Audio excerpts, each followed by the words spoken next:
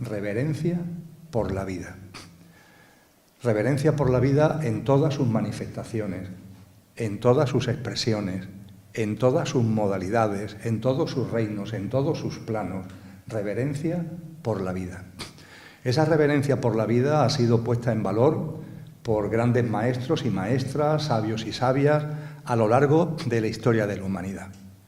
Y se plasmó en esta expresión tan bella, tan honda, reverencia por la vida, de la mano de una persona que vivió en el pasado siglo XX, una gran persona, también un sabio, que acumuló multitud de dones y talentos. Fue músico, teólogo, médico, de las primeras personas que puso en marcha lo que hoy llamamos ONGs, que entonces no se llamaban así, en África para atender en hospitales a las personas más necesitadas. Y este hombre, llamado Albert Schweitzer, recibió el Premio Nobel de la Paz en el año 1952. Y Albert Schweitzer acuñó este término, recogiendo esa sabiduría que viene de muy antiguo, el término reverencia por la vida. Y él, hablando de la reverencia por la vida, habla de la reverencia hacia todo ser sintiente, hacia todo lo que se vive. Y a colación dice algo que estoy convencido que muchos y muchas de los que estáis aquí, yo desde luego también, hemos sentido. Que cuando esa reverencia por la vida, cuando esa devoción, cuando esa conexión, cuando ese respeto, cuando esa admiración por la vida en todas sus manifestaciones, en todas sus modalidades, llega a una persona, nos transformamos. Eso produce una transformación.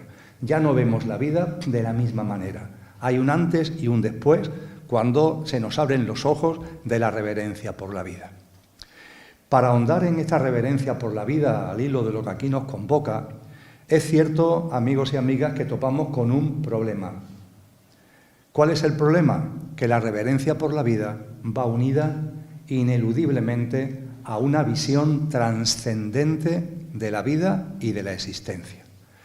¿Qué es esto de una visión trascendente? Pues un entendimiento de la vida, de la existencia, de la naturaleza, de los demás seres humanos y de cada uno de nosotros mismos, que va más allá de la apariencia, que va más allá de lo perecedero que hay en nosotros y que hay en la vida, y que gracias a la visión trascendente vamos percibiendo que hay una esencia más allá de la apariencia. Hay algo que está más allá de lo que cambia, más allá de lo que es impermanente. Hay algo en todo, también en nosotros y en la vida, que es imperecedero, que es constante, que es permanente, algo muy hondo, algo muy íntimo. Esa es la esencia que gracias a la visión trascendente podemos percibir. Lo podemos percibir en nosotros mismos. Y no está mal recordar, porque estamos en una sociedad donde la trascendencia se ha expulsado, donde lo trascendente se ha desterrado. No se quiere hablar de lo trascendente. Todo es superficial, evanescente, material, demasiado material y materialista, como también tendré ocasión de subrayar a lo largo de los próximos minutos. Y esa expulsión de lo trascendente, que ya fue anunciada, fijaros, en la transición del siglo XIX al siglo XX, ese gran filósofo que fue Friedrich Nietzsche, nos alertó de que estábamos matando a Dios. Estamos matando a Dios. En la obra La Gaia Ciencia hay un personaje en el apartado 105 que es el loco. Y el loco anda por las calles de la ciudad buscando a Dios. Y la gente se ríe de él. Ya está aquí este loco buscando a Dios. ¿Has encontrado a Dios? ¿Lo has encontrado ya? Y hay un momento determinado que este loco en la plaza de la ciudad se dirige a la gente y dice: no he encontrado a Dios, porque a Dios ha muerto, y ha muerto porque lo hemos matado nosotros. Claro, cuando Friedrich Nietzsche nos habla de que Dios ha muerto y que lo hemos matado nosotros, no está haciendo referencia a que hayamos cogido por el cuello y estrangulado a un señor de barba blanca que vive más allá de Júpiter. No, está haciendo referencia a que la visión trascendente de la vida la hemos expulsado de lo personal y de lo colectivo.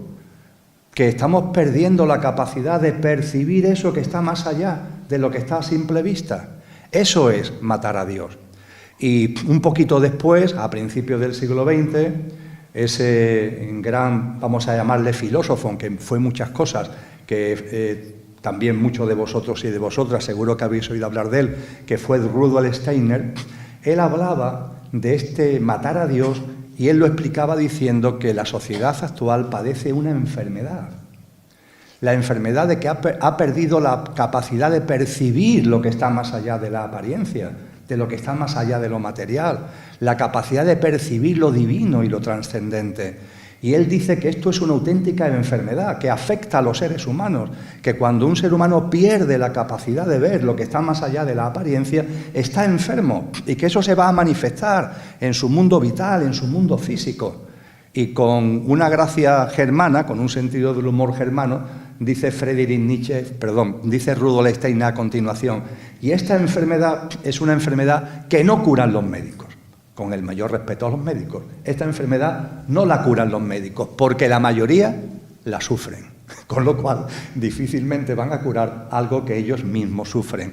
La incapacidad de ver la esencia que está más allá de la apariencia. En todo, en la vida, que es lo que aquí nos convoca especialmente, y en nosotros mismos. La incapacidad de darnos cuenta que en vosotros y en mí hay algo imperecedero. Que este Emilio que está aquí hablando y compartiendo, habrá un momento determinado que viva lo que llamamos la muerte o el fallecimiento físico. Igual que os va a pasar a vosotros y a vosotras, por cierto. Y no se trata de alarmarnos ni de ser portador de malas noticias, pero creo que todos somos conscientes que desde la personalidad, nuestro pequeño yo físico, emocional, mental y la personalidad a ello asociada, todos somos conscientes que es perecedero, ¿verdad? Que es pasajero. Pero ojo, la buena noticia es que los grandes maestros y maestras, las grandes tradiciones espirituales, nos han abierto los ojos, o al menos lo han intentado, para que veamos que detrás de la apariencia de lo perecedero hay una esencia imperecedera, que en vosotros y en mí hay algo que no va a morir cuando se produzca eso que llamamos muerte. Tampoco en nuestros seres queridos, que cuando nuestros seres queridos fallezcan realmente, lo que realmente son no van a fallecer, que fallece lo perecedero, pero no lo imperecedero. En el idioma que hablamos, en español, tenemos la ventaja de tener dos verbos que son distintos, ser y estar. No ocurren en inglés, donde el verbo to be vale para un roto y para un descosido, vale para ser y vale para estar. Nosotros no, nosotros hablamos de ser, un verbo, y estar, otro verbo, ¿verdad? Pues bien, podríamos decir que lo imperecedero, lo que no conoce la muerte en vosotros y en mí es el ser. Y el Emilio de turno, donde en mi caso el ser que realmente es lo que soy está encarnado, es el estar. El ser encarna en un estar. Y el estar es pasajero. Hoy estás y mañana no estás. Hoy tienes envoltura, en este tal Emilio, en cada uno de vosotros y de vosotras, y hay un momento que llega el fallecimiento y seguimos siendo, el ser no cambia, y lo que cambia es que ya no tenemos envoltura. Estoy con envoltura, estoy sin envoltura, pero el ser sigue siendo. Para ponerlo esto todavía más sencillo, a mí me gusta hablar del conductor y del coche. El coche es aquella parte de nosotros perecedera, eso que va a conocer la muerte, como decía antes, nuestro pequeño yo físico, emocional, mental y la personalidad a ello asociada. Ese es el coche.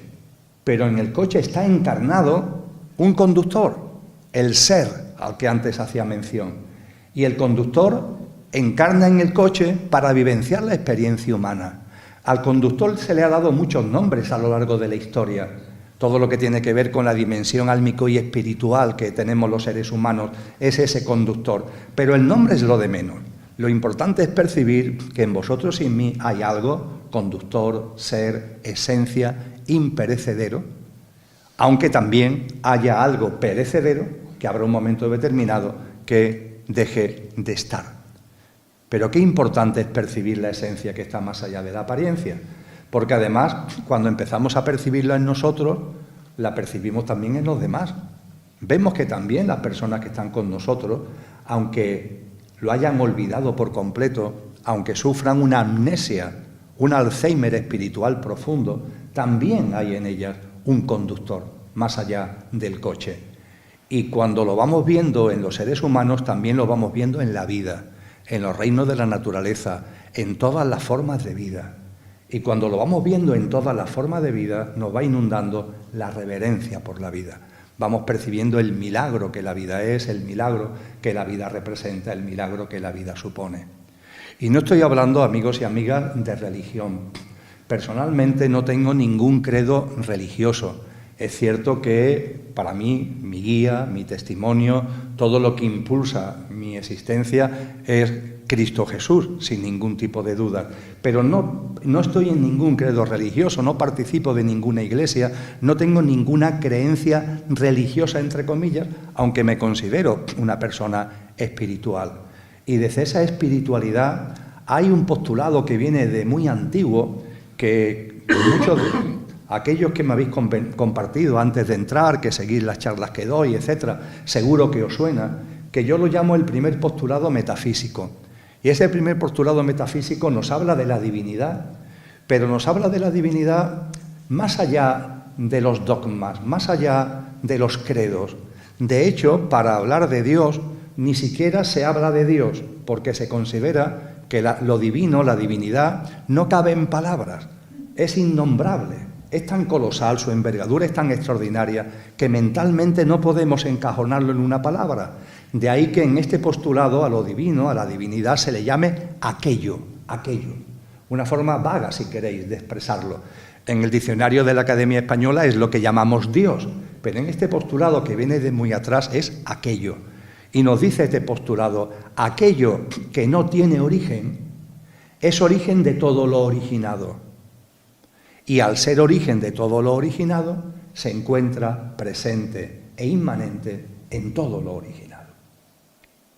San Juan de la Cruz, quien no ha oído hablar de él, lo llamó la divinal esencia. La divinal esencia que todos atesoramos, porque aquello que no tiene origen es origen de todo lo originado.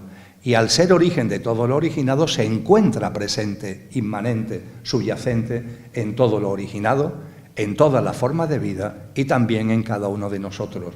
La divinal esencia, repito, a la que hizo referencia, por ejemplo, San Juan de la Cruz y a la que han hecho mención muchos místicos y místicas a lo largo de la historia. Y a partir de ahí, fijaros, cuando admitimos como hipótesis para la consideración, esto ni hay que creérselo ni no creérselo. Yo propongo que lo admitamos como una hipótesis. Bueno, puede ser que exista aquello que no tiene origen y que es origen de todo lo originado. Y claro, si es origen de todo lo originado, se encuentra presente, inmanente en todo lo originado. Vamos a admitirlo como hipótesis para nuestra consideración. Fijaros que si admitimos esto como hipótesis, ¿qué significa? Que todo lo originado, el universo entero, todas las formas de vida que pueda haber en el universo y desde luego todas las formas de vida que hay en este maravilloso planeta, han surgido de lo mismo, están impulsados por lo mismo y tienen un mismo impulso. Porque lo que no tiene origen origina todo y por tanto impulsa todo. Eso hace que desde antiguo se hable de que la vida entera, la del cosmos en todas sus plasmaciones, tiene un sentido. Porque al ser impulsado por algo que es uno y es lo mismo, ese impulso es el mismo para toda la vida y la vida tiene un sentido. Los que estéis de alguna forma más cercanos a las tradiciones orientales, hay un término que es un vocablo chino antiguo que por Occidente se ha dado a conocer en las últimas décadas, que es Tao, el Tao, T-A-O, el Tao. ¿Qué es el Tao? El Tao es ese, precisamente, el sentido de la vida. Hay un principio primordial que todo lo impulsa y como todo tiene el mismo impulso, la vida entera tiene un sentido. Es precioso cuando lo vamos percibiendo. La vida a la que estamos aquí teniendo como argumento fundamental tiene un sentido. Pero en paralelo también se nos dice que con relación a ese sentido, las formas de vida que tenemos conciencia, que somos autoconscientes, tenemos percepción de que existimos, de que somos, las formas de vida que tenemos autoconsciencia, como somos los seres humanos, tenemos, fijaros qué preciosidad, libre albedrío para vivir alineados con el sentido de la vida o a contramano del sentido de la vida. Es decir, la vida tiene un sentido, pero teniendo un sentido, tú y yo podemos vivir alineados con ese sentido o a contramano de ese sentido, en armonía y en sintonía con ese sentido o a contramano de ese sentido. Esa es la gran libertad que tenemos los seres conscientes, que podemos elegir en cada momento de nuestra vida, de nuestra existencia, si vivimos alineados en sintonía y en armonía con el sentido de la vida o a contramano del sentido de la vida. Esto está expresado de muchas formas a lo largo de la historia. Es especialmente emotivo, conmovedor, diría yo, como lo expresa Platón, el gran maestro y filósofo griego, allá por el siglo V aproximadamente antes de Cristo. Platón, cuyo maestro fue Sócrates, nos dejó muchas obras, pero hay una especialmente intensa que son sus diálogos con Sócrates. Dos grandes almas, dos seres maravillosos. Y en el libro La República de Platón se recoge el diálogo muy extenso sobre muchos temas que mantiene Platón con su maestro, Platón con Sócrates. Y en la parte final, ya cuando está terminando el libro, se habla de lo que hoy llamamos una experiencia cercana a la muerte. Bastante curioso que hace 2500 años, en un libro que está en los tomos de la filosofía clásica, se hable de lo que hoy llamamos una ECM, una experiencia cercana a la muerte. Es decir, alguien que se muere, pero resulta que después no se ha muerto y vuelve a la vida, y mientras que ha estado muerto, pues tiene una serie de experiencias que después nos cuenta. Hoy en las redes sociales, en los canales, en los medios de comunicación, hay una enorme cantidad de testimonios sobre experiencias cercanas a la muerte. Pues bien, hace 2500 años ya, en esos diálogos de Platón con Sócrates, se nos narra una ECM de un soldado armenio llamado que cuenta su experiencia cercana a la muerte. Y en ese contexto se escenifica el momento en el que las almas van a volver a encarnar, en el que las almas, podríamos decir en el lenguaje que hemos dicho antes, nuestra dimensión álmico-espiritual, la esencia, el ser, va a volver a encarnar en este plano. Y se dice que cuando las almas, la vuestra, la mía, desde el plano de luz, vamos a volver a encarnar en este plano, hay una especie de sacerdotisa, una especie de maestra llamada la Quesis, que se dirige a las almas y le dice: almas pasajeras, no lo olvidemos, venimos aquí de paso, este no es nuestro sitio, entre comillas, venimos aquí de paso, venimos y después nos vamos.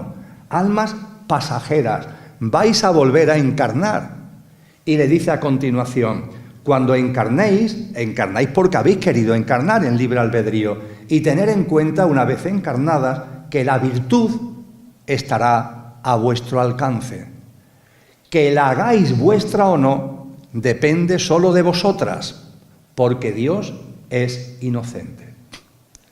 Muchas veces nos preguntamos: ¿por qué pasa esto? ¿Por qué pasa aquello? ¿Por qué hay sufrimiento? ¿Por qué hay dolor? ¿Por qué hay esta catástrofe? Y hay personas que dicen: ¿y Dios esto cómo lo consiente? ¿Dios por qué no hace algo? Recordemos esta frase maravillosa del diálogo entre Platón y Sócrates: Dios es inocente.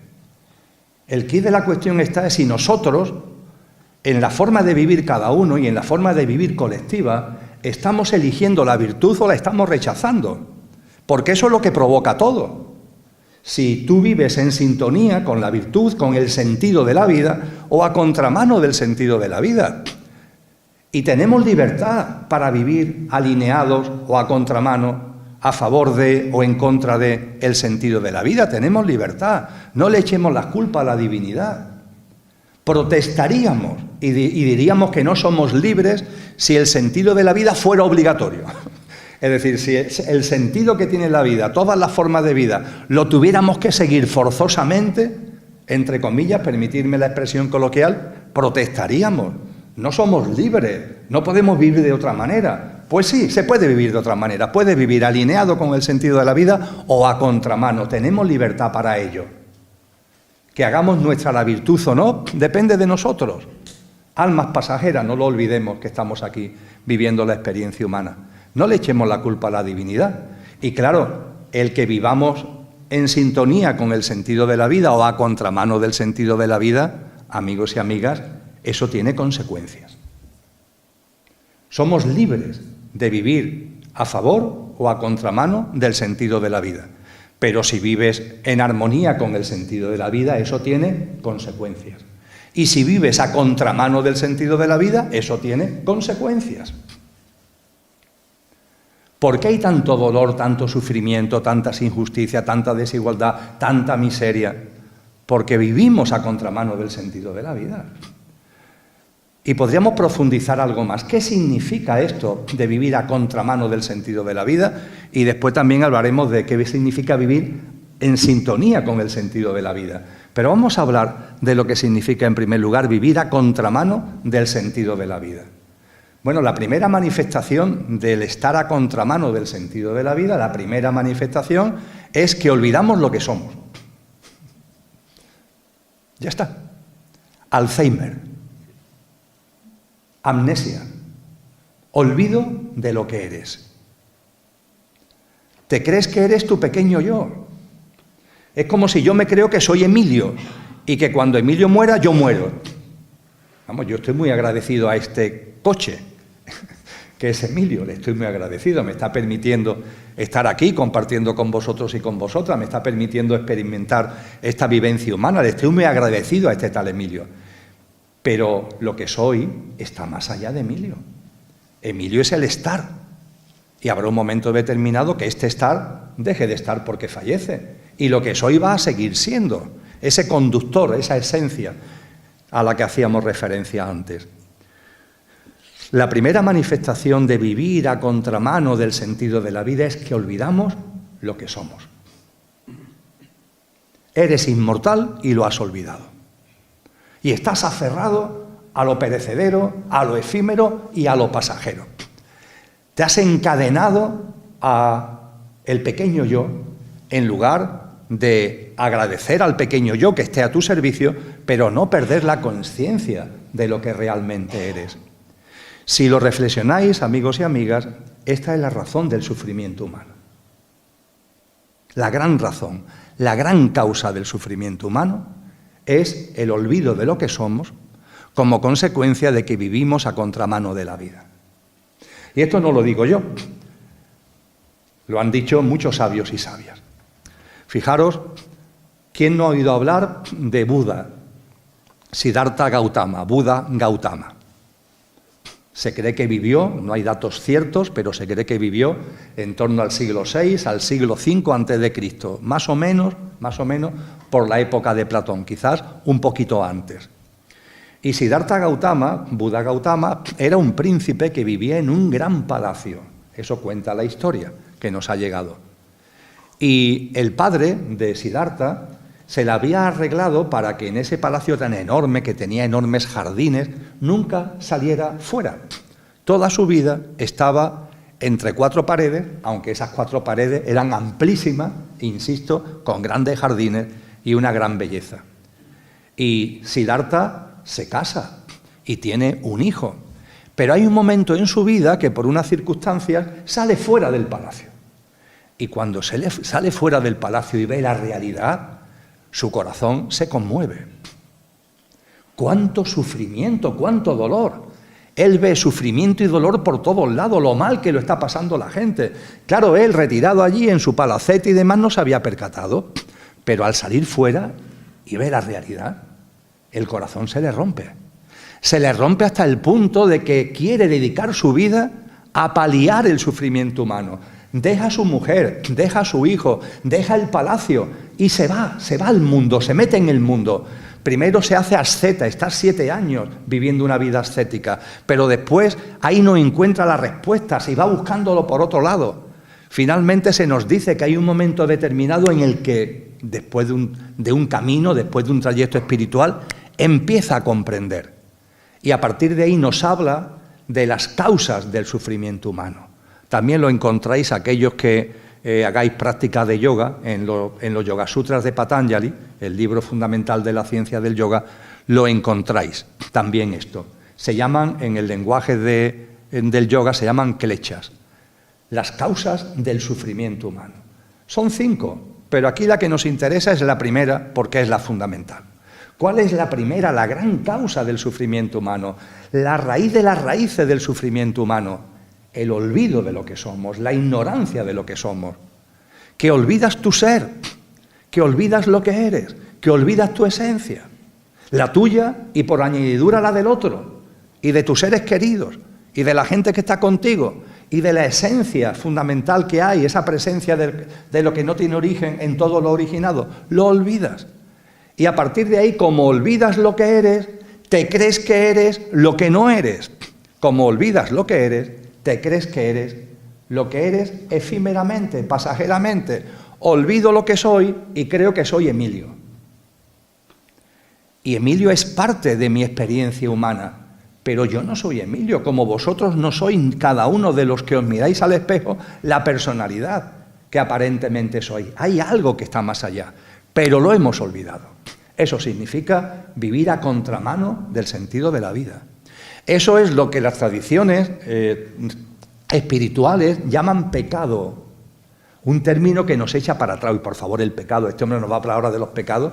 Voy a hablaros del pecado. ¿Qué significa pecado? Lo utiliza el término Platón también en sus obras. Todos los maestros y maestras han hecho referencia al pecado.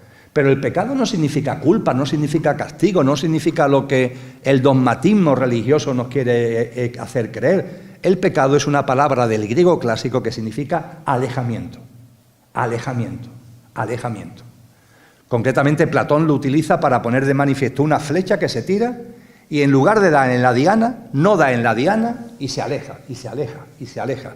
Eso es pecado, el alejamiento de lo divino, el alejamiento de la esencia, el alejamiento de nuestro ser. Nos alejamos de lo que somos. Ese es el pecado.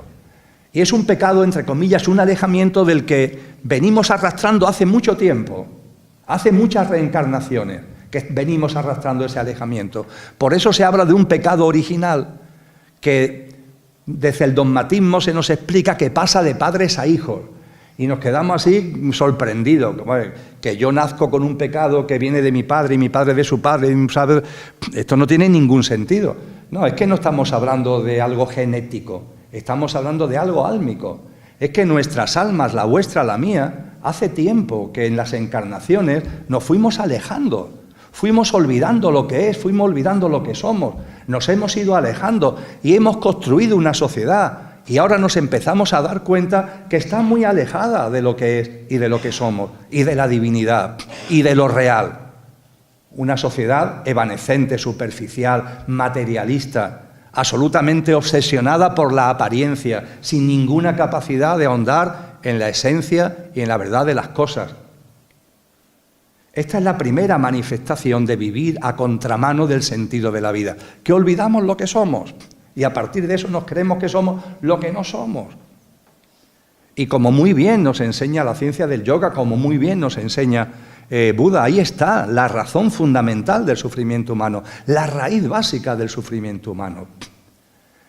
Y no termina aquí lo de el vivir a contramano del sentido de la vida. Porque ¿qué sucede cuando yo me identifico con Emilio? Que todo tiene que estar al servicio de Emilio. Todo al servicio de Emilio. Quiero poner la vida al servicio de Emilio. En lugar de que Emilio esté al servicio de la vida y al servicio de lo que soy, Emilio toda la vida tiene que estar al servicio de Emilio.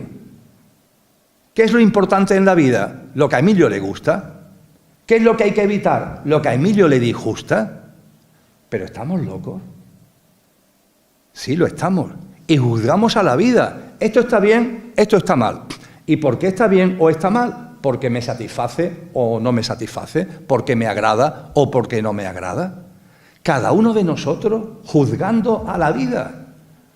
A esta vida maravillosa que tenemos delante la juzgamos continuamente. Sucede, fijaros, porque es un ejemplo maravilloso, con la climatología. Vamos a ver, si el día amanece soleado, el día es soleado. Si el día aparece lluvioso, el día es lluvioso. Si el día tiene viento, el día es ventoso. Pues nosotros, en nuestras categorías y en función de lo que nos conviene, decimos que el tiempo es malo o es bueno. Y ahí en las televisiones nos salen unos señores y una señora que nos dicen, mañana va a hacer mal tiempo, o mañana va a hacer buen tiempo. Pero por favor, tan locos estamos. Si llueve, llueve, si hace sol, hace sol. Y es la vida que se está expresando en la diversidad. Pero no, la diversidad le tenemos como terror, ¿sabéis? Porque en esa diversidad, claro, hay cosas que a nuestra mente le gustan, otras que no le gustan. Y oye, qué trabajón. Vamos por la vida juzgando a la vida, continuamente juzgando a la vida. Somos como magistrados que estamos todo el día juzgando a la vida. Esto está bien, esto está mal, estoy de acuerdo con esto, estoy en desacuerdo con esto. Probarlo en cualquier reunión de amigos y de amigas, sacar un tema de conversación del que sepáis que nadie tiene ni idea. Sacar un tema de conversación del que nadie tenga ni idea. Veréis que inmediatamente todos empezamos a opinar. Vamos a ver. Si es la primera vez que escuchas esto, guarda silencio, infórmate. Pues no, inmediatamente se empieza a opinar. Ayer por la tarde se nombró a un cardenal papa. Y en cuestión de minutos ya estaba todo el mundo dando su opinión sobre Robert Provost, que hoy es León XIV. Al momento todo el mundo estaba dando la opinión, me parece bien, me parece mal. Vamos a ver, pero ¿tú sabes algo de este hombre? ¿Sabes algo de su trayectoria? Hombre, vamos a tener un mínimo de conocimiento de causa. No, juzgamos permanentemente, no lo podemos evitar. Ahí sale el magistrado juzgando a la vida, esto está bien, esto está mal, estoy de acuerdo, no estoy de acuerdo. Y lo malo de esto, además, lo más malo, es que no nos pagan, ¿sabéis? Porque a los magistrados, a los jueces, a la jueza tienen un sueldo. Nosotros, sin embargo, estamos permanentemente juzgando a la vida y lo hacemos gratis. ¡Qué trabajón tan inmenso y sin cobrar ni un solo euro! Cuando nos ponemos a contramano de la vida, nosotros nos convertimos en jueces de la vida. Mirad, hace 400 años hubo un gran sabio, que seguro que habéis oído hablar de él, llamado Galileo Galilei. Galileo Galilei hace 400 años no fue el primero que lo dijo, ya lo habían dicho algunos antes como Ptolomeo, pero en fin, creo que los libros de historia casi dicen que fue él el primero, que se pronunció públicamente como científico diciendo: la Tierra no es el centro del universo. Porque se creía que la Tierra era el centro del universo, es decir, la Tierra está en el centro y todo el universo gira en torno a la Tierra. El Sol gira en torno a la Tierra, la galaxia gira en torno a la Tierra, el universo gira en torno a la Tierra, todo gira en torno a la Tierra. Había ese convencimiento. Y Galileo Galilei, que observaba el cosmos, dijo: no, la Tierra se mueve, ¿sabéis? No es el Sol el que se mueve en torno a la Tierra, es la Tierra la que se mueve en torno al Sol, y el Sol se mueve por el universo. La Tierra se mueve, la Tierra no está fija y el universo moviéndose a su alrededor. Lo cogió la Inquisición, lo acusó de hereje y lo empezó a torturar. Y claro, cuando lo estaban torturando, pues el hombre dijo: mire usted, yo no quiero que me torture, no quiero morir aquí en medio del martirio. No tuvo, vamos a llamarlo así, la entereza. Pero, en fin, hay que ponerse en su lugar también para entender su posición, ¿verdad? Y cuando lo estaban martirizando, en un momento de... por favor, que he recapacitado y tenéis razón. ¡Qué tonto he sido! ¿Cómo he podido pensar que la Tierra se mueve? Claro que tenéis razón, la Tierra no se mueve, la Tierra está fija y es el centro del universo. Cuenta la historia que le dieron varios tortazos más y lo dejaron en libertad a los pocos días. Y también cuenta la historia que pasaron muchos años, ya era muy mayor Galileo Galilei, estaba en el lecho de muerte por enfermedad.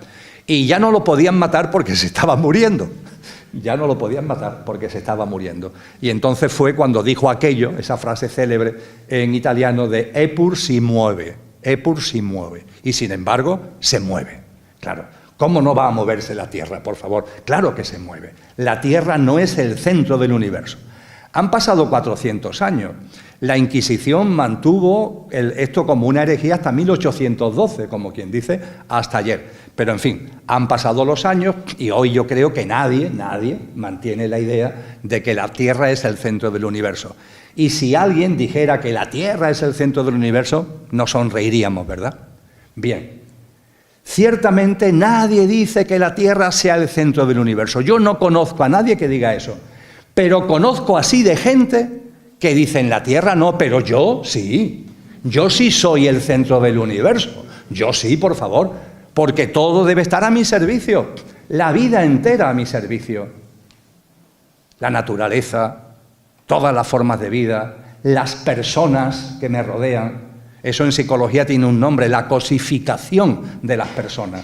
Las personas están a mi servicio para darme placer, para satisfacerme, y desde el centro del universo que soy yo, todo lo juzgo. Y lo que me conviene lo llamo bueno, lo que no me conviene lo llamo malo. Habrá mayor alejamiento del sentido de la vida, habrá mayor alejamiento de la realidad. Qué pecado tan tremendo, entendiendo como pecado lo que realmente significa etimológicamente este profundo y total alejamiento. Es impresionante. Y claro, el egoísmo, el egotismo, el egocentrismo nos impregnan y casi no nos damos cuenta. Perdemos una mirada compasiva hacia la vida, hacia los demás, hacia los reinos de la naturaleza en su totalidad. Vamos perdiendo esa mirada. Yo diría que la hemos perdido, la estamos algunos, me imagino que si estamos en esta sala, será por eso para que empezamos como a recobrar un poquito la vista, estamos como empezando a recobrar la vista que hemos perdido para ver la realidad de las cosas.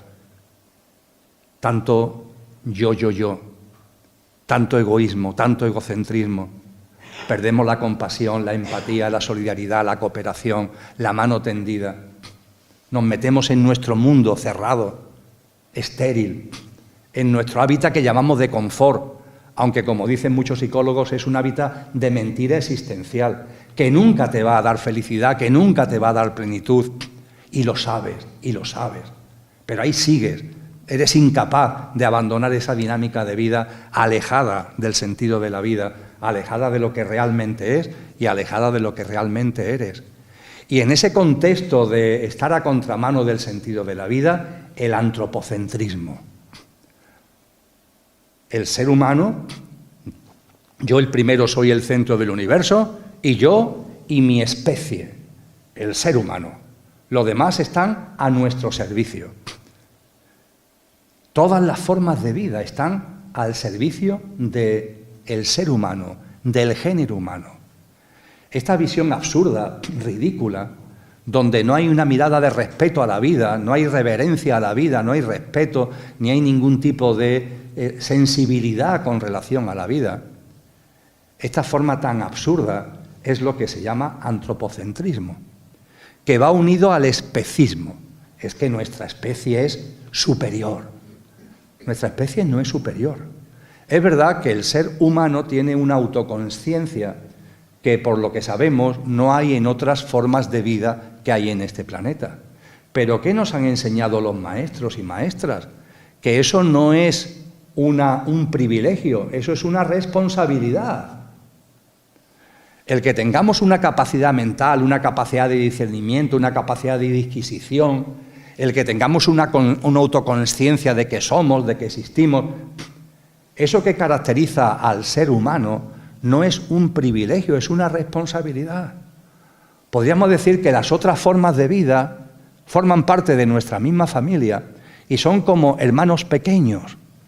Pero esos hermanos pequeños los tenemos que respetar, los tenemos que cuidar.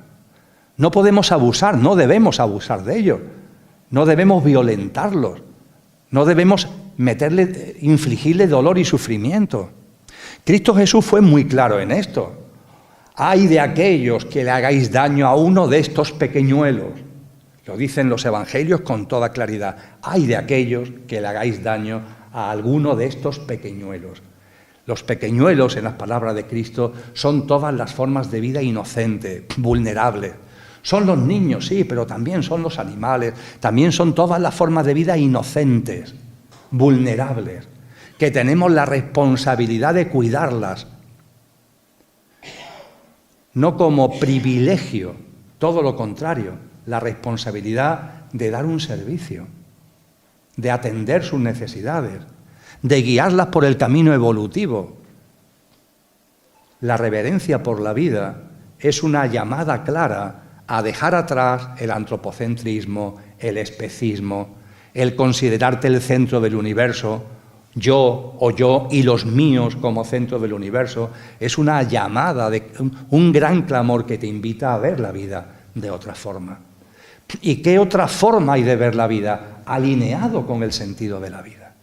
Y ese alineamiento con el sentido de la vida, ha habido ya tantos hombres y mujeres que nos han dicho en qué consiste. Y como decía hace un momento, mi referente es Cristo Jesús. Y Cristo Jesús no puede ser más claro. ¿Qué significa el vivir en sintonía, alineado con el sentido de la vida? Hay un diálogo en el Evangelio de Juan, de Cristo Jesús, con un gran rabí judío, que era como un discípulo discreto. Podríamos decir que en el momento final determinante, en el momento de la pasión, en el momento de la crucifixión, esta persona, permitirme la expresión, sale del armario. Y de ser un seguidor discreto de Jesús, aparece en la crucifixión para estar con él. Y pone de manifiesto que admira y que sigue las enseñanzas de Cristo. Y es un rabí judío, es una persona notable dentro del ámbito judío. Me refiero a Nicodemo. Y hay un diálogo en el Evangelio de Juan entre Cristo Jesús y Nicodemo. Y le dice Jesús a Nicodemo, Nicodemo, hay que nacer de nuevo, hay que nacer de nuevo. Y Nicodemo se queda mirándolo con los ojos muy abiertos y le dice, pero maestro, ¿cómo puedo volver al vientre de mi madre? Claro, como dice que hay que nacer de nuevo, Nicodemo dice, ¿y cómo vuelvo otra vez al vientre de mi madre? Y le dice Jesús a Nicodemo, Nicodemo, ¿tú eres un rabí judío y no sabes de lo que te estoy hablando? Hay que nacer de nuevo y para darle más énfasis del agua y del espíritu. Amigos y amigas, tenemos que nacer de nuevo. Para ir recuperando esa mirada que hemos perdido, para ir saliendo del alejamiento en el que estamos, para ir recobrando el sentido de las cosas, para ir saliendo de la amnesia de lo que es y de lo que somos, tenemos que nacer de nuevo. Y nacer de nuevo no es volver al vientre de nuestra madre, no. Es aquí ahora empezar a vivir de otra manera. Tienes que morir a una forma de vida. Hay que morir a una forma de vida. La del pequeño yo, la del egoísmo, la del egotismo, la del materialismo. Tienes que morir a esa forma de vida. Cristo es contundente al respecto. Tienes que morir a esa forma de vida. Y al morir a esa forma de vida resucitas, naces de nuevo, viviendo en coherencia con lo que eres y con lo que es. Y una coherencia con lo que eres y con lo que es, que Él además nos pone toda una serie de prácticas de vida para que veamos en qué consiste, cómo se plasma ese nacer de nuevo.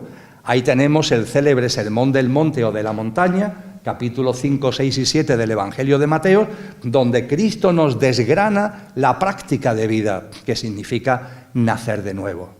Y que podríamos decir que tiene como elemento, uno de los elementos clave, no el único, pero uno de los elementos clave, la compasión. Nacer de nuevo significa que la compasión brote en nosotros, pero la compasión verdadera, no la compasión con barreras, sino la compasión verdadera. Nacer de nuevo no es tener compasión conmigo. ¿Con quién te compadeces tú? Conmigo. Cuando lo estoy pasando mal me compadezco mucho de mí mismo. En el colmo de la generosidad, conmigo y con los míos. Con mis seres queridos, mis familiares, mis amigos, ahí llega mi nivel de compasión. Pero eso no es compasión. Eso no merece ser llamado compasión. La compasión tiene que ser mucho más amplia, tiene que abrirse, tiene que extenderse, tiene que albergar a todos los seres humanos y a todas las formas de vida. La compasión o es universal o no lo es. Las enseñanzas sobre el amor de Cristo son muy claras al respecto.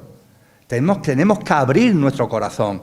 Nacer de nuevo significa una mirada distinta hacia la vida, radicalmente distinta. Estamos aquí al lado del océano Atlántico, esa mar del que se habla en el título de esta charla.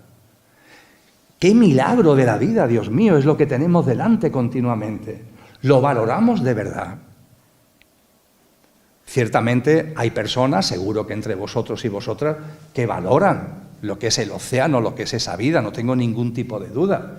Pero también sabemos que hay muchas personas, no es que ya es que la desprecien, es que ni lo computan. Entienden que eso está a su servicio. Y si me sobra algo, lo tiro al agua, lo tiro al océano, ya está. Y no pasa nada. ¿Cómo que no pasa nada?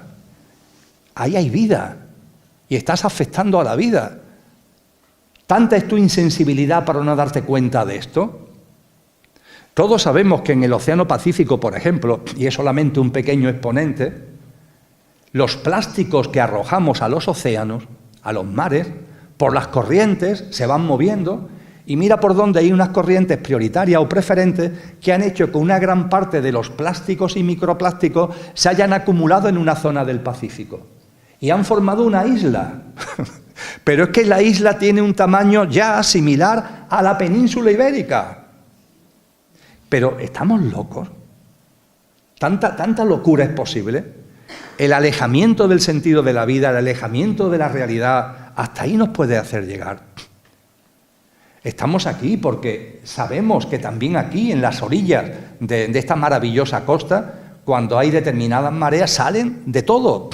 En las marismas de la zona de Isla Cristina salen de todo. Y no salen de todo porque el mar esté construyendo frigoríficos, que a veces salen frigoríficos, sino porque nosotros tiramos frigoríficos al mar. Tan locos estamos. Este precioso planeta, en un 70% es agua. La fuente fundamental de vida es ese agua.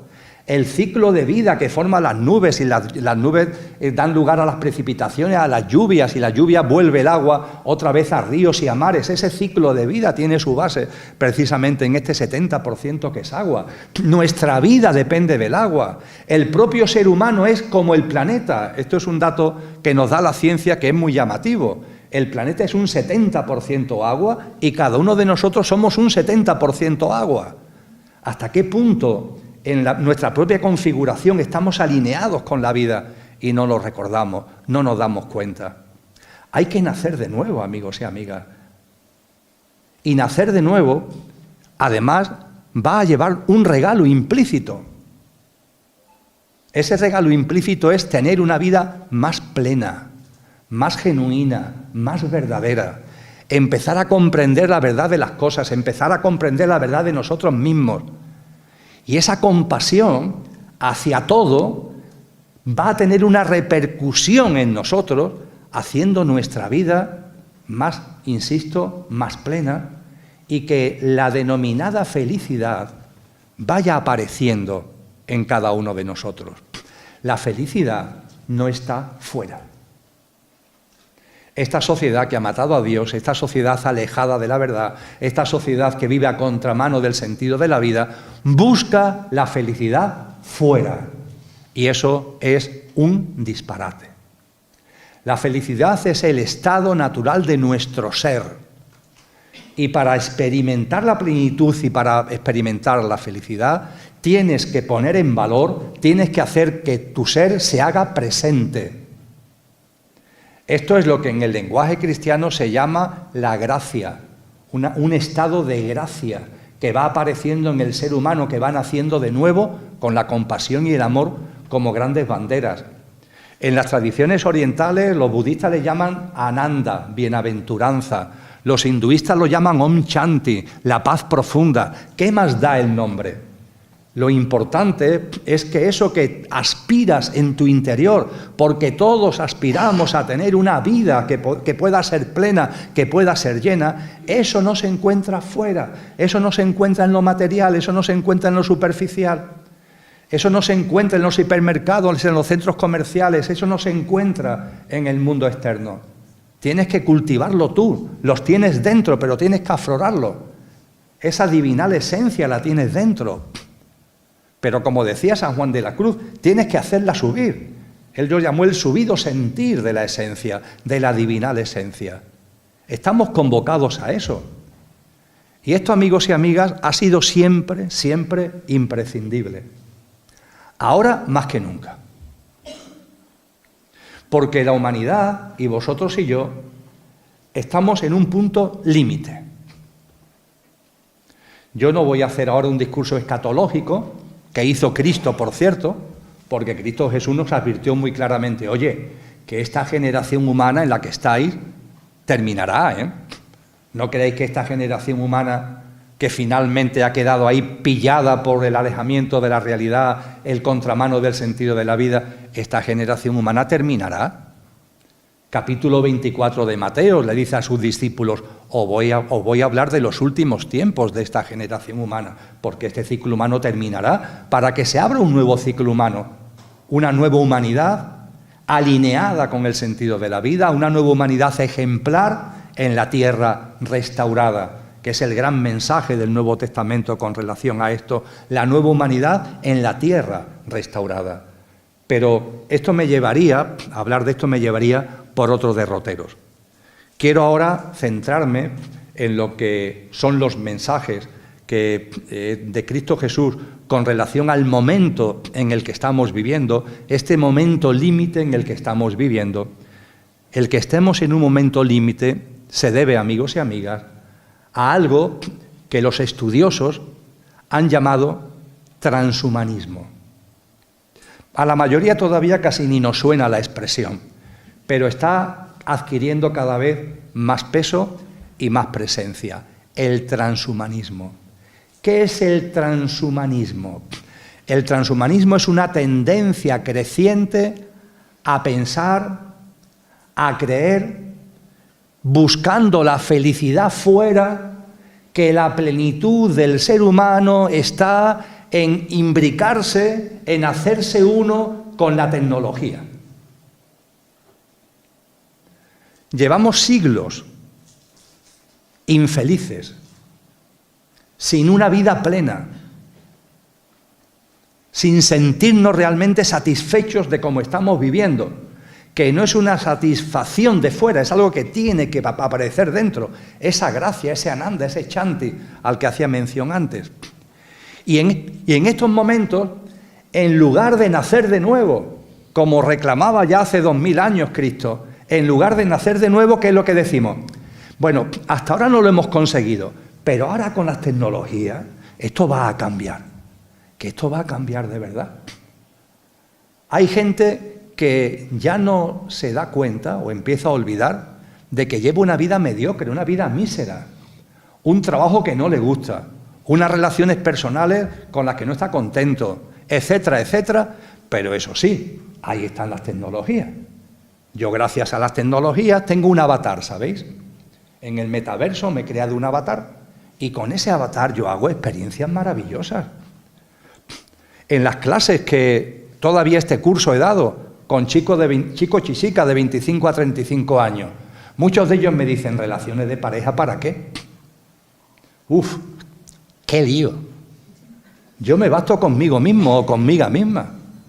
Con las nuevas tecnologías, mira, yo tengo unas gafas, ¿sabes? Yo me pongo las gafas y es como si tuviera una persona delante. Y no me peleo con ella, ¿sabes? Tengo mi relación sexual, me toco, no sé qué, no sé cuánto, y termino, lo apago y se acabó. No hay ningún problema de convivencia, ni de pensar una cosa o pensar otra. Cada vez hay una tendencia mayor a considerar que las tecnologías nos van a dar la felicidad. E incluso el transhumanismo nos lo vende como un éxito evolutivo. ¡Qué maravilla! Dentro de no mucho podremos tener sensores en el cerebro, implantes en nuestro organismo, y estaremos conectados a la nube, y tendremos unas grandes capacidades mentales, y podremos hacer una cosa y otra, y yo podré crear mi mundo virtual y artificial. ¿Habéis visto la película Matrix? Es esto es. El transhumanismo es la versión moderna, la versión actual de la película Matrix. ¿Recordáis en la película Matrix, la primera entrega, después vinieron secuelas, la primera entrega de 1999, ¿la recordáis cómo vivían los seres humanos? Grandes colmenas, y en cada celdita de la colmena había un ser humano. Y el ser humano aquí tenía unos enchufes a la realidad virtual. Y el ser humano no estaba viviendo la vida, estaba constreñido en una celda, pero estaba enchufado a una realidad virtual y creía que estaba viviendo la vida. Mentira, es algo virtual, artificial. Esto es lo que estamos ya viviendo, amigos y amigas. Eso sí, como las tecnologías han avanzado, ya no necesitamos cables aquí. porque la tecnología es inalámbrica. Ya no necesitamos cables, estamos conectados inalámbricamente. Y ya no necesita nadie meternos en celdas, nos metemos nosotros solos en nuestras propias celdas. Somos nosotros los que nos encerramos cada vez más en ese mundo virtual y artificial. Miramos a esta sociedad transhumana que se está formando y realmente cada uno de nosotros está viviendo en su celda, conectado inalámbricamente a una realidad virtual y artificial que llamamos vida cuando no es vida. Somos una especie de zombies que hemos convertido la vida en mera supervivencia. Y esto no nos gusta escucharlo, pero es lo que ocurre y lo que está ocurriendo si no nacemos de nuevo. Como queramos mantener una vida alejada de lo que es, de lo que somos, alejada de la vida, alejada de nuestra esencia, esto es lo que nos espera cada vez más. Un ser humano que deja de ser humano para terminar siendo un terminal del contexto tecnológico, un terminal, un apéndice del entramado tecnológico, un gran entramado tecnológico, y yo soy una piececita de ese entramado tecnológico. Y digo que vivo, pero no estoy viviendo, estoy enchufado a ese entramado tecnológico y soy un apéndice de ese entramado tecnológico y dependo total y absolutamente de ese entramado tecnológico. Prueba de que esto es así, el 28 de abril pasado en la península ibérica. El apagón es la prueba del 9. ¿Qué sucede cuando falla la electricidad? Y eso que fue unas poquitas horas, que no sabemos qué hacer. Dependemos tanto del entramado tecnológico que cuando el entramado tecnológico se apaga porque no hay electricidad, nos quedamos que no sabemos lo que hacer. Los trenes se paran. Menos mal que los hospitales y los aeropuertos tienen autogeneradores, pero ojo, si hubiera durado varios días el apagón, no hubieran ya valido, se hubieran quedado también sin funcionar. Colapsa, el sistema colapsa. No sabemos ni cómo comunicarnos con nuestros seres queridos. Estamos tan absolutamente aferrados al móvil, al ordenador, a la tablet, que yo no digo que eso esté mal ni bien. Las tecnologías no son ni buenas ni malas, depende de cómo la usemos. Pero creo que con un poquito de sentido común, y el apagón es maravilloso al respecto, nos daremos cuenta que hemos caído en un abuso total y absoluto. Que cuando el entramado tecnológico se para, nuestra vida se queda destartalada. Totalmente destartalada. Grandes atascos, Insisto, fueron unas horitas, Imaginaros que esto, en lugar de lo que fuera, porque no se sabe todavía a qué se debió el apagón, imaginaros que esto es una tormenta solar. Que, por cierto, los científicos nos han alertado muchas veces de la posibilidad de que el Sol, que tiene tormentas solares, de una de ellas, que haga que el sistema eléctrico, no de una península, sino del conjunto del planeta, se venga abajo. No se sabe durante cuántos días, o durante cuántos meses, o definitivamente. Y con esto no quiero meter miedo. Quiero compartir conciencia. El apagón... Tengo un vídeo al respecto, una entrevista en la televisión Nueva Humanidad TV, también en el canal de la Academia de la Conciencia que llevamos mi esposa y yo. El apagón es un evento que reclama conciencia. Puede ser, amigos y amigas, que la vida nos esté dando señales para que reaccionemos, para que recapacitemos. Pero nosotros todo lo transformamos en lo mismo, en peleas. Ahí están los políticos peleándose entre ellos. Que si este, que si aquel, que no sé cuánto. Yo no, has sido tú, no. El problema no es de las renovables, es de las centrales atómicas, que no sé qué. Que si... unos debates. Pero, por favor, no podemos ver las cosas con conciencia. Yo os propongo que reflexionemos sobre la posibilidad de que eventos como este sean una llamada a la conciencia, de que nos paremos unos segunditos a pensar, a recapacitar. ¿De verdad es así como queremos vivir? Pero no pasa nada, Tuvimos la crisis del COVID hace unos años, todo se paró por completo durante mucho tiempo. Salimos de esa crisis. La reacción de la mayoría de la gente, ¿cuál es? Más, volver a lo mismo y más. Antes se viajaba en avión, ahora se viaja mucho más. El culto a la velocidad, el aferramiento a lo externo. En lugar de utilizar ese tipo de experiencias como espoleta para nacer de nuevo, que quizás sucedan para eso, fijaros, a lo mejor son oportunidades que nos está dando la vida para que recapacitemos, reflexionemos, tomemos conciencia y decidamos empezar a vivir de otra manera. Y me diréis, bueno, pero Emilio, es que sin tecnología no se puede vivir. Ciertamente estamos en una sociedad donde las tecnologías están por todos sitios, pero siempre hay margen de maniobra para hacerlo con sentido común. No es necesario tantas cosas. No necesitamos tantas cosas como nos cuentan. No necesitamos vivir con el culto a la velocidad permanente, estresados, llenos de ansiedad, queriendo más y más, acumulando, reteniendo, atesorando. Si tengo uno, quiero dos. Si tengo dos, necesito cuatro. Si tengo cuatro, ahora quiero 8. ¿A dónde vamos? Y mientras tanto, la vida en nosotros y a nuestro alrededor. Y nosotros sin mirarla, sin hacerla nuestra, sin disfrutarla desde el entusiasmo, no disfrutarla desde el pequeño yo, sino del ser.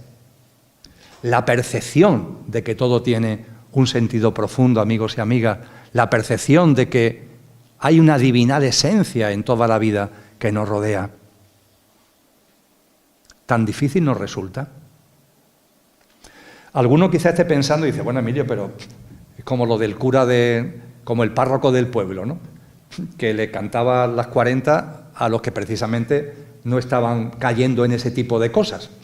Porque claro, los que estaban con el cura no estaban haciendo las maldades que el cura estaba diciendo, pero son los que se llevaban la retahíla del cura. Lo mismo más de uno o una está diciendo, bueno, pero Emilio, nosotros estamos en este camino. Y esto tendrías que decirlo en la plaza del pueblo, como hizo el loco de Nietzsche. Tiene que salir a la plaza del pueblo. Bueno, quizás haya que salir a la plaza del pueblo. Pero también creo que hemos aprendido que la mejor forma de verdad transformar las cosas es empezar por uno mismo y a raíz de ahí, al hilo de ello, el ejemplo. Las cosas no cambian por el hecho de querer cambiarlas. ¿Quién de nosotros no ha oído hablar de Blas Infante? Padre de la patria andaluza. Pero Blas Infante, su obra, mucho más que política, es espiritual. La reverencia por la vida en la obra de Blas Infante es espectacular.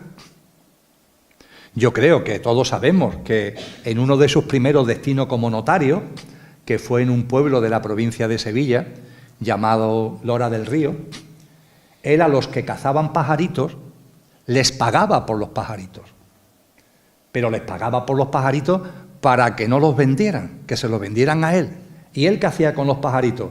Se iba en medio del campo, lejos del pueblo, y los soltaba. Y cuentan las crónicas que se gastaba un dinerito, comprando pajaritos para que no lo mataran y liberando a los pajaritos. El siguiente destino de Blas Infante fue aquí, en Isla Cristina. Y en Isla Cristina Blas Infante vivió una experiencia muy potente, y es que en un momento determinado hay un zorro, un zorrito, no era muy grande, que empieza a atacar gallinas. Y se monta una partida de caza para cazar al zorro. Y Blas Infante, a los que dirigen la partida de caza, le dice, si me los traéis vivo, os pago este dinero. Pero no lo matéis, me lo tenéis que traer vivo, no lo matéis. Total, que cogen al zorrito, se lo llevan a Blas Infante le paga el dinero comprometido y Blas Infante se queda con el zorrito. Porque no quieren que lo maten. Y el zorrito va creciendo, era pequeñito, va creciendo.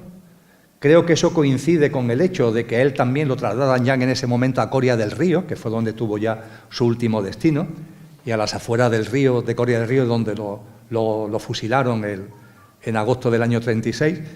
y ese zorrito, que es Blas Infante, lo coge en Isla Cristina de la forma que os he comentado, cuando ya es adulto, Blas Infante lo suelta en una zona donde él considera que está suficientemente alejado de la civilización para que no haga daño ni a gallinas, ni a ganado, ni a nada parecido.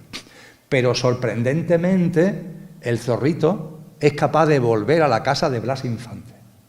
Y el zorrito no quiere irse de la casa de Blas Infante.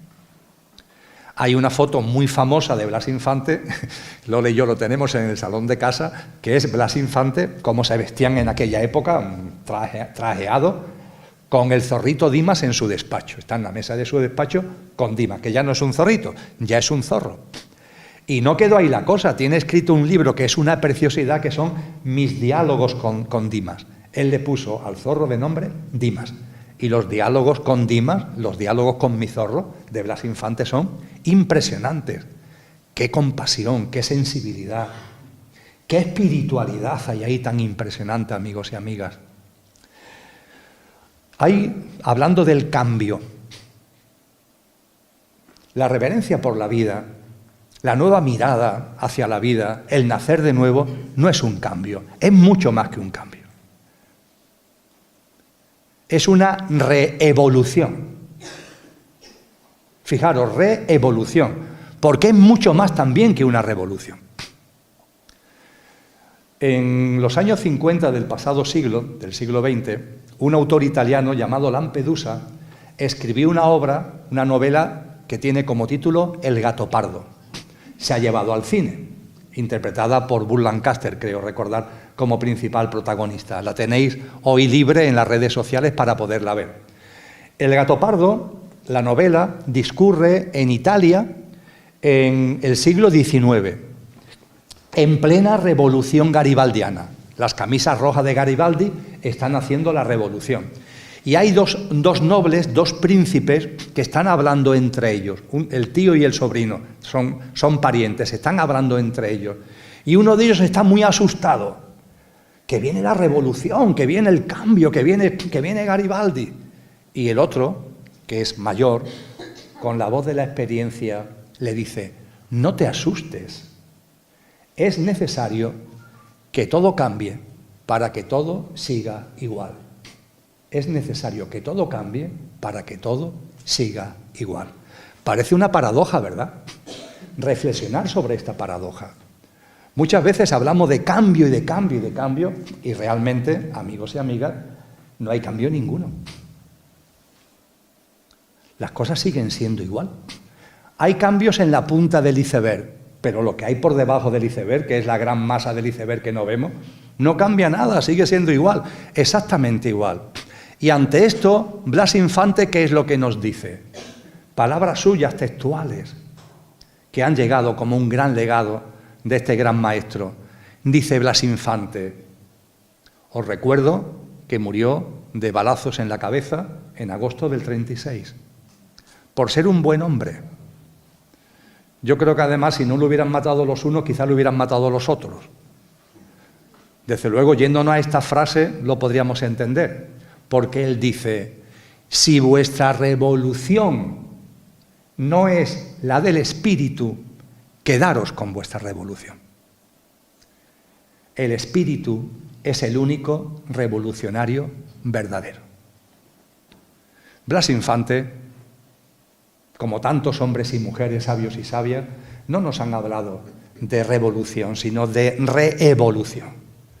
Porque tiene que surgir de dentro, tiene que surgir de ese espíritu, de esa chispa divinal que todos tenemos, poniendo en valor lo que somos, poniendo en valor lo que es, naciendo de nuevo, como nos dice Cristo. Ahí está la reevolución. Naces de nuevo. Y nacer de nuevo tiene una dimensión individual. Tú y yo tenemos que nacer de nuevo. Y nacer de nuevo es ser buenas personas en el buen sentido de la palabra. Y todos sabemos cuando hacemos nuestra o no la virtud, volviendo a Platón. Si antes hablaba de Blas Infante, andaluz, como la mayoría de los que estamos aquí, ahora voy a hacer mención a Antonio Machado, paisano, sevillano, Y Antonio Machado, otra alma maravillosa, una persona humilde, honesta al 100%, también de una honda espiritualidad, él, modestamente, hay un poema que hizo sobre él mismo. Se llama Retrato. La tiene versionada en cántico en Joan Manuel Serrat, en las famosas composiciones que hizo Serrat sobre la poesía de Machado. Y en ese retrato, que como es del propio Blas Infante, hoy lo llamamos, Antonio Machado, hoy lo llamamos autorretrato, él dice de él mismo que soy una buena persona en el buen sentido de la palabra. Tan difícil es ser una buena persona en el buen sentido de la palabra. Tan difícil es que vayamos poniendo en valor lo mejor de nosotros mismos. Tan difícil es que dejemos de juzgar a la vida y la hagamos nuestra. Tan difícil es entender de que nuestra especie, la humana, no está por encima de las demás y que es una vida maravillosa donde todos tenemos una relación esencial en lo más importante, en ese trasfondo, en esa esencia que está en todas las modalidades de vida. Tan difícil es que la reverencia por la vida se vaya haciendo en nosotros, tan difícil es que la compasión se vaya abriendo en nuestro corazón sin barreras, tan difícil es. Insisto que creo que estamos en un momento límite. Los que más hablan al respecto nos hablan de que se está configurando un nuevo orden mundial. Posiblemente sea así. Y posiblemente ese nuevo orden mundial tiene como fecha clave el famoso 2030 con la célebre agenda por detrás de ella. Posiblemente sea así. Pero más que quedarnos en eso, en que se está configurando un sistema nuevo, el sistema actual creo que es bastante evidente que está muy en descomposición, y es que se está configurando una nueva forma, una nueva sociedad, una nueva economía, una nueva política, un nuevo orden, en definitiva, como le llaman. Pero lo más importante no es quedarnos en el análisis, entre comillas, político, es comprender lo que ese nuevo orden conlleva e implica. Y ese nuevo orden tiene como ideología, está impregnado de transhumanismo. Y el transhumanismo, amigos y amigas, es hacernos creer que ese vacío interior que tenemos, esa insatisfacción vital que nos inunda, la podemos solucionar con la máquina, lo podemos solucionar con la tecnología. Y eso es una gran mentira. Las tecnologías que sean bienvenidas, pero para usarlas con sentido común, para ponerla a nuestro servicio, y no que nosotros seamos absorbidos por voluntad propia, además, en el entramado tecnológico, para terminar siendo simplemente un engranaje más, una pieza más de ese gran entramado tecnológico. El momento es límite, posiblemente. El 28 de abril fue una llamada de atención importante, o por lo menos yo pienso que deberíamos verlo como una llamada de atención importante, una llamada a la conciencia. Pero esta sociedad, que desde el alejamiento, el célebre pecado, que desde vivir a contramano del sentido de la vida, esta sociedad que, cayendo en todo esto, ha matado a Dios, como decía Nietzsche. Cuando se mata a Dios, ¿qué sucede? Esto lo encontramos muy bien reflejado en el Antiguo Testamento cristiano, porque en el Antiguo Testamento hay una escena, creo que es en el libro del Éxodo, donde Moisés ha subido a la montaña para estar en contacto con la divinidad y tarda en volver. Y como Moisés se ha ido, ¿qué es lo que hace el pueblo judío? Esta es la alarma que os decía. ¿Qué es lo que hace el pueblo judío? Que construye un becerro de oro y empieza a adorar el becerro de oro. La figura del becerro de oro es muy interesante, porque cuando lo trascendente se expulsa, cuando lo divinal se expulsa, cuando la mirada más profunda se destierra, El ser humano en su inconsciencia, ¿qué es lo que hace? Adorar lo material, adorar becerros de oro. Y hoy las tecnologías las estamos convirtiendo en ese becerro de oro. Las estamos adorando, creyendo que ahí está la salvación, que ahí está lo que nos va a sacar, insisto, de una vida mediocre y en buena parte vacía. Vamos a usar las tecnologías con sentido común. No vamos a convertirnos como en Matrix, conectados inalámbricamente a este sistema. Y vamos a llevar a nuestra vida cotidiana, amigos y amigas, una forma distinta de vivir cada instante, de vivir cada día, de vivir cada momento. Siendo lo que somos. Escuchando la voz interior de nuestro ser que está ahí, que nos dice cuándo somos buena persona y cuándo no somos. Y abriendo la mirada a la vida. También lo han dicho los místicos. ¿Queréis ver a Dios? Puedes mirar dentro. Aquello que no tiene origen está presente en todo lo originado. Puedes percibir la divinal esencia que hay en ti. Pero si por lo que sea eso te cuesta más trabajo, mira afuera. Mira la vida, mira la naturaleza. Ahí está la divinidad. En la mística castellana, en la mística española, Fray Luis de León, Miguel de Molinos, Teresa de Ávila, Juan de la Cruz, con toda claridad nos hablaron de la importancia de avanzar naciendo de nuevo en nuestro día a día, intentando ser nuestra mejor versión, intentando ser buenas personas. Nos dijeron algo muy importante. Cuando vamos naciendo de nuevo, no hace falta que hayamos nacido del todo. Cuando empezamos a nacer de nuevo, cuando empezamos a andar de una forma distinta, cuando empezamos a contemplar nuestra vida, la vida de los demás y la vida en su conjunto de una manera diferente, se produce un hecho que es natural, pero que puede parecer extraordinario. ¿Qué es lo que pasa, según estos místicos? Que vemos a Dios en todas las cosas. Ver a Dios en todas las cosas. ¿Empezamos a entreverlo? ¿En vuestras miradas empezáis a percibirlo? Mirando ese océano maravilloso, esa mar magnífica, ¿podéis percibir la presencia de la divinidad en ese agua, en esas olas, en las formas de vida que hay ahí? Los grandes místicos nos han llamado a esto, y nos han llamado en el nacer de nuevo, y nos anuncian que viviremos ese estadio en el que veremos a Dios en todas las cosas. Y nos dicen además, y creo que con esto podemos terminar, porque es como el broche de oro al nacer de nuevo, digo yo que cuando esto se experimenta es que ya habremos nacido de nuevo definitivamente,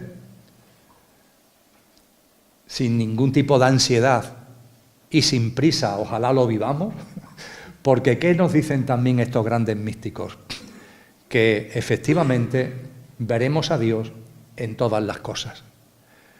Pero es que después, en ese camino que estamos andando, ya no solo veremos a Dios en todas las cosas, sino que veremos todas las cosas con los ojos de Dios.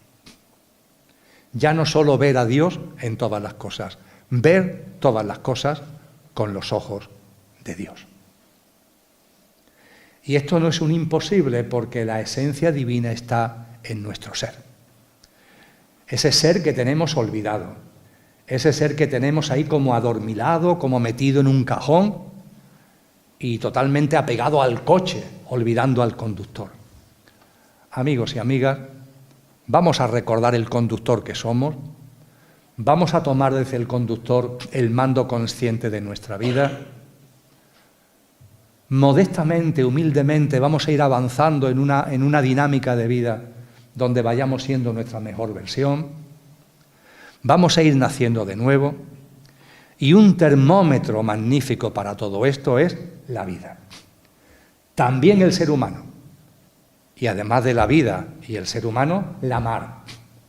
Qué maravillosos termómetros, la vida, el ser humano y la mar, para ir dándonos cuenta si realmente estamos naciendo de nuevo o seguimos ahí enfrascados entre los barrotes del pequeño yo, entre los barrotes de lo que no somos y entre los barrotes que Cristo Jesús nos convoca a ir dejando atrás. Amigos y amigas, vamos a nacer de nuevo. Muchísimas gracias por vuestra atención, ha sido un placer. Muchas gracias.